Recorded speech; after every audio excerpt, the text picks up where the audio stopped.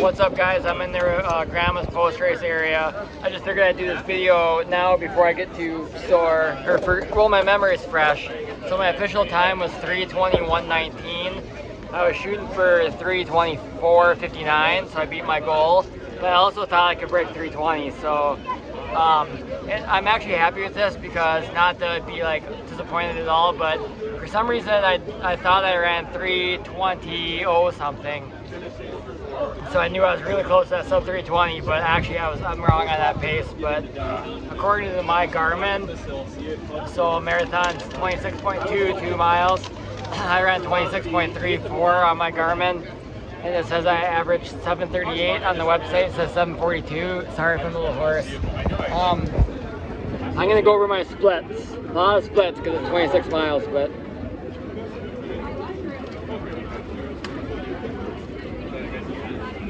By the way, my highest heart rate, my average was 164, which is high, and my highest was 185, which is pretty crazy.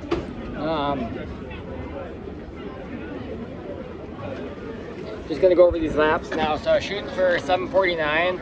I ran 7:41, 7:36, 7:36 and a half. I'll go to the nearest half. 7:47, 7:41.9, so 7:42. 7:39 flat, 7:46 high, 7:50, 7:49.9, 7:33 for mile 10. That was the mile where I left the pace group. It was downhill. 7:52, 7:38 mid, 7:38, 7:35 mid, 7:40 mid, 7:38 basically, 7:39. 7:46, 7:39, 7:46, 7:48 for mile 21. Lemon drop hill started at the end of that mile. 7:39 for mile 22, which included lemon drop hill, the biggest hill. 7:29, that's right, for mile 23. 7:25 and a half, 7:14 and a half, 7:23 and a half. And my last point, whatever mile, was at 6:28 pace, 6:28 for my close. So I started out, first off I'll say, I heard the sun's gonna be bad. I heard that the porta potty lines at the start were really long, and I was like, well, yeah, but I mean, half an hour should be fine. But I can't believe people pee in the woods, but I peed in the woods because I didn't have any choice at all, zero choice. And the cop car was right there, he didn't care. Everyone was doing it, I even saw women doing it, which is fine. So, and then I got to the start corral, I started running. The race has been over for probably 45 minutes now. And pretty much when I started running, I had to pee immediately. I think I drank too much fluids before, but I still haven't peed. I haven't pooped today, because I didn't have time to use the porta potty. I would have tried to poop probably a little bit when it came out, but never stopped running the whole race. Got close at a couple of water stops because people are retards and don't look where they're going and stop. If you're gonna stop at the water stop, you're slow significantly down, like 2 minutes or 3 minutes slower per mile. Look behind you. You almost caused a collision. I saw one runner fall down in the first mile or so. Also, I will say, so I started out trying to follow people. Don't be retards. Like, this is probably offensive, but like, I don't even care. Like at the very beginning, like if you're only gonna run like a 4-hour marathon, don't start ahead of the 3-hour pacer and slow everyone down, because that's what happened at the beginning. But because I was trying to run 7:45 per mile, and at the beginning I was running like 8:15, 8:20. Obviously it's congested, but it's because people were in the wrong spots, running slower than where they should have started. But basically I tried to follow the 3:25 pacer, but he was yo-yoing. So he was going like in the 7:30s, or averaging like under 7:40 anyway, for the first few miles, because it was downhill, but we all thought it would be even paced. And then later, my goal was to stay with him until at least halfway, but it may be longer. But then he started slowing down because I didn't ask him, but I assume that that's because he went too quick at the beginning. He was trying to get himself back on pace, but I didn't want to yo-yo. So at mile 9, I took off. It was a downhill, and he almost caught back up to me, but I made some small talk with some people. Someone asked about my water bottles. Bad idea, by the way. I had 2 water bottles with me, a thick 28-ounce Gatorade bottle filled with water and my gels, so I couldn't discard it because all my gels were in it. And then another one that just had like a little bit of a gel and mostly water, but it was thin. It was a sweet tea bottle. Originally I planned to bring 2 of those. I should have, because the thick one was hard to hold. But after 5 miles, I had drank all the tea water. It was just water in a tea bottle. So then I had both hands open, so I got to switch back and forth between hands, which hand held the Gatorade, which was not too bad. And since I had to pee, I didn't want to drink too much too fast, but I also knew that I needed the gels. Overall, I took in about 70 ounces of fluids during the race, which I read is perfect, and 240 grams of carbs. But I had a couple of carbs in my drop bag that I meant to put in my pocket and I forgot. So that was kind of risky, but nothing I could do about it. But luckily, I was able to grab 3 maple syrup packets on mile 17, which were a lifesaver, 27 grams of carbs each. I thought they were going to be the small ones, Anderson's maple syrup packets with only 6 grams of carbs each, but they had 27, so that saved my life, literally. I'd love to go over each mile, but throughout the race, I basically followed several people, talked to several different people. The guy I probably followed the most was a guy a little bit bigger than me, maybe 10 or 20 pounds heavier, I'd say. Maybe in his late 20s, if I had to guess. He probably won't see this, but if he does, he has big legs, like strong big legs.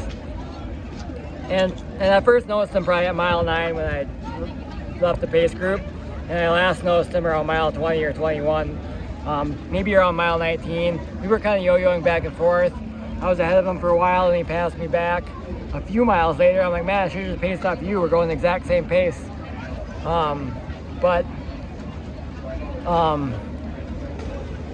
Maybe around mile 19 he passed me, almost got ahead of me, but I stayed with him, and then maybe after mile 20 or 21 I never saw him again. And then there was not to be like discriminatory, but a short, I think I would say Mexican if I had to guess, that was shooting to go under 320, and I ran with him the most too. We kind of yo-yoed back and forth. We had a little small chit chat. At one point, I hadn't seen him for a while, but he passed me, maybe at like mile 18. I'm like, hey, it's you again. And he recognized me. We didn't talk much, but then he was ahead of me for a while, but around mile 22, he either stopped or came dang close. When I saw him, he was stopping, so I don't know if he stopped all the way or what, but yeah, everyone says the wall at mile 20, and I was determined not to let the wall happen. The wall is the lack of fueling and the lack of hydration, and I didn't know that wouldn't be me, but I was really curious because I knew my hydration and fueling were gonna be perfect. And the wall is real, but it also is controllable, in my opinion, in my one marathon experience. Because at mile 20, I really started to struggle, but I took a gel, kicked in, felt good. Lemon Drop Hill was pretty brutal, but I ran up at that like 7:30, 7:40 pace. And then afterwards there was downhill, and I really started passing a lot. After Lemon Drop Hill, I don't know how many people I passed in the last 5K or 10K, but I bet you I passed 100, maybe 50 to 100 people, and it was only passed by 10 or 20. My heart rate was creeping up in the 170s, which was hard, which was a little bit scary. I drank some pickle juice because the Maple Anderson gels I got didn't have any sodium in them, and I knew I needed sodium. And the pickle juice almost made me gag. It was absolutely disgusting. Took quite a bit of ice that we're handing out. Most aid stations had Gatorade, water, and cups of ice. I usually took ice, chewed on it. It was less sunny during the race than what they predicted, but it was a mix of sun and clouds. There was times where it was shady for half an hour, and it felt great. Thought it might rain, never did. But I took ice, chewed on ice. Don't like chewing on ice, but it helped.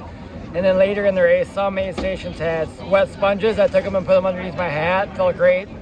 And then with all that, it didn't seem too bad. Obviously, I sweat a lot because I never had to pee. But and then I never took any bananas or nothing. But finished my last water bottle around mile 20. Threw it away. And then I took water cups most of the other aid stations after that, but ran free. If you saw me at the Mill City Cheer Zone, mile 24, I flew by at like 6:30 pace, which is probably retarded. Then I slowed down to around a 7:14 for that mile, but crossing the finish line, walked around, got my food. I didn't know, I thought I might have to lean on something. I sat down for a minute, like literally 1 minute. Got back up just fine. Didn't know if I'd be able to, but I got up just fine. But I wanted to go get my gear bag and get my phone so I could do this video. At the end, I still outkicked almost everyone. Even in the last half mile, a couple of people passed me. I passed them back. Except at the end, there was one girl that passed me in the last 200 meters, 150, 200 meters, and I couldn't. And the hardest part was the last mile. Last full mile was brutal. Like, I was trying so hard not to like stop. Like the whole time I'm like, I feel good. But I see people just all of a sudden just come to a screeching halt, complete stop. And I'm like, you never know, that could be me at some point. But never was. Well, I told myself with half a mile to go to kick it, but with half a mile to go, I just told myself just finish. Like, don't do anything stupid. Because my last mile and a half to mile, my quads were screaming at me, which I heard with the downhills, that happens, and it does. But afterwards now it's my calves and my shoulder. Like, I didn't know my arm hurt that bad. Even when I do my half marathons, my shoulders, like my traps hurt from holding my arms up. I didn't know it hurt. I did not know at all it hurt. But afterwards I tried to give a guy a fist bump and I couldn't barely even raise my arm at all. And yeah, and my lower back is sore. Go figure, probably just overstrained. I probably forgot some things, but yeah, overall the course is definitely hilly, but I trained on hills and it wasn't bad at all. Definitely could tell it was downhill. Lemon Drop's really the only hill that was significant. At the end there was a downhill with about a mile to go, 3/4 of a mile to go. Oh, and the cobblestones. Everyone says the worst parts of the cobblestones, there was no cobblestones. I don't know if they changed the course, but there was no cobblestones at all. And yeah, I think that's all I got here, so I'm gonna see if Tony and Brian are close to finishing. If they are, I'm gonna wait for them, otherwise I'm gonna head home. Probably have to be helped out of the car by my wife, but overall, A+ race. This gear check at the end though, it took me like half an hour to get my gear bag. I met Craig from St. Cloud during it though. Nice guy. We ran a PR after doing a few marathons, and he's 57. But I need to get this gear bag in check because I think I'm 3,000 in the 3,000s. I think they gave people their bib numbers based off of predicted finish time. But if they spread it out more evenly, then it would be less chaotic. Like next time I'm just gonna tell them I'm gonna finish in 7 hours and finish in 3.5, so that I can go get my bib right away. Because I'll be in the 7,000 numbers instead of the 3,000s. But anyways, that's all I got. Hopefully this is you can hear this and it's not too hoarse. I'm not too hoarse. I'm gonna be, if I feel decent in a week, I'll be happy. 1 week decent, I'll be happy.